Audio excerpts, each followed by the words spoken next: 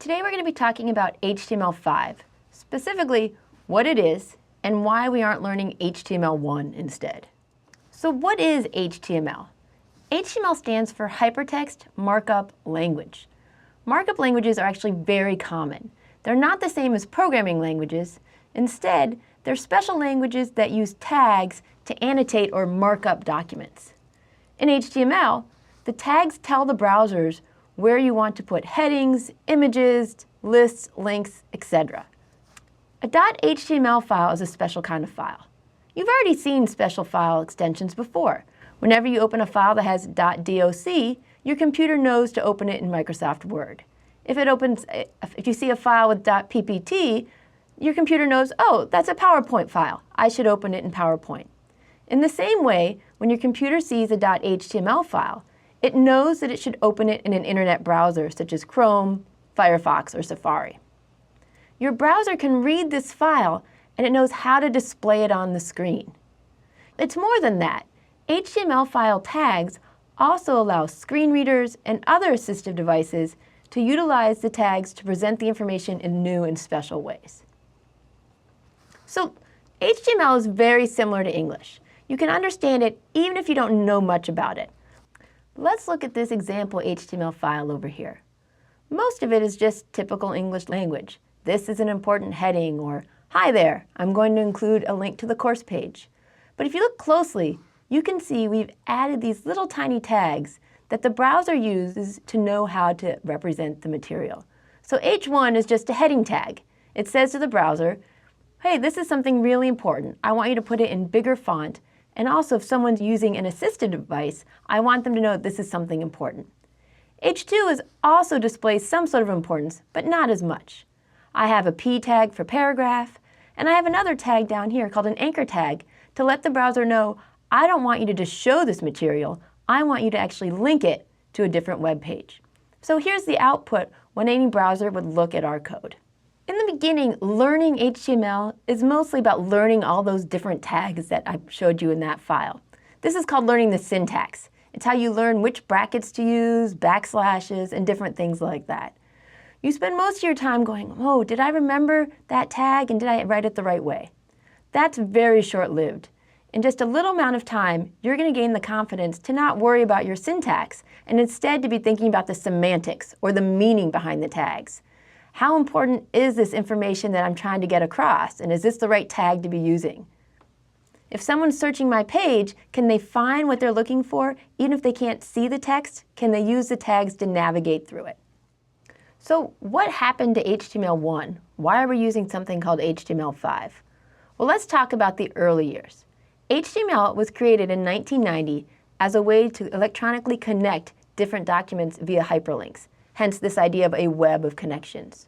What was happening is that scientists were using the internet to list their different research papers, and you would have a long list, each paper independent of the other.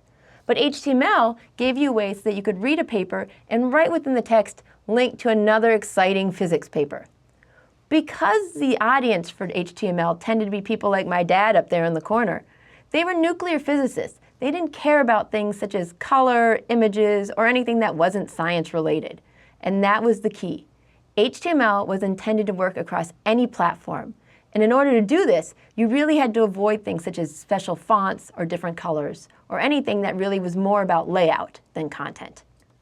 However, in 1993, Mosaic emerged as the first graphical browser. And what that means is that it was the first browser to actually introduce the idea of images.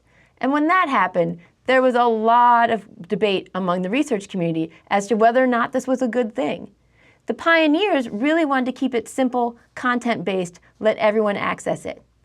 But the innovators were saying no. People like pictures, they like layout, they like that even as much as they like the content. So there was a big battle between how the internet should evolve from that point. So after Mosaic emerged, the use of the internet just absolutely exploded, and more people were using it for commercial means instead of just for doing research. Mosaic had challengers though, in the form of Netscape, Internet Explorer, and other browsers. This was the start of what we call the browser wars.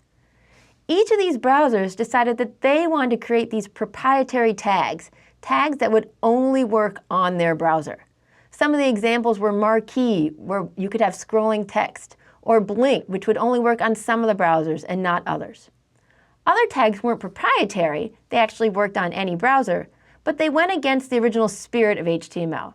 They were tags such as font, or center for centering your text, or background color.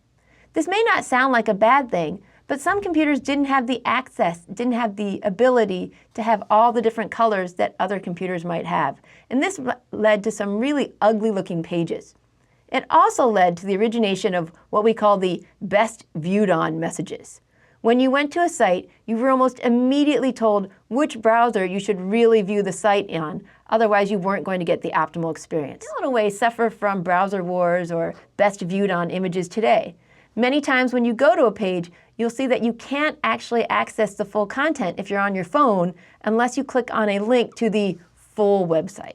So how did this happen? How did we get to the point where different browsers weren't agreeing on the different roles that HTML should play?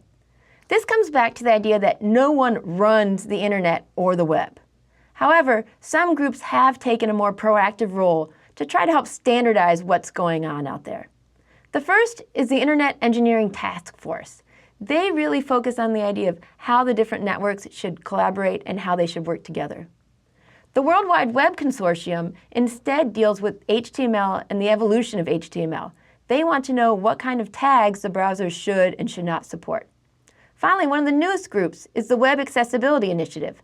They want to make sure that no matter how people are accessing the web, they have the same ability to view the content. We had this evolution of browsers that we've been talking about. In 1990 to 94, it was all very simple, text-based. In 93, we talked about how the images entered the scene and pretty much exploded the internet. Cross-browser compatibility made many of the web pages just fall apart and led to incredibly ugly code. In the beginning of 2000, browsers went back to this idea of separating content from style.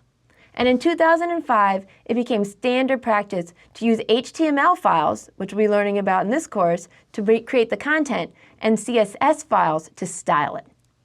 So as the browsers evolved, so too did HTML. The way it tends to work in most computer science and technology fields is that it's the coders and the developers who push the standards. So as coders learned that there were more and more things they wanted the ability to do, it's the browser's job to keep up. So where are we now? HTML5 is a cooperation between the W3C and the Web Hypertext Application Technology Working Group. And what they've done is they've established these 4 guidelines for how HTML5 should be approached as browsers go to support it.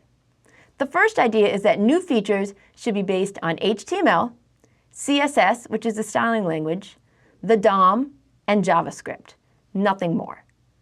They want to reduce the need for external plugins. It's very frustrating when you're on a browser and you find that you can't watch the video that somebody posted.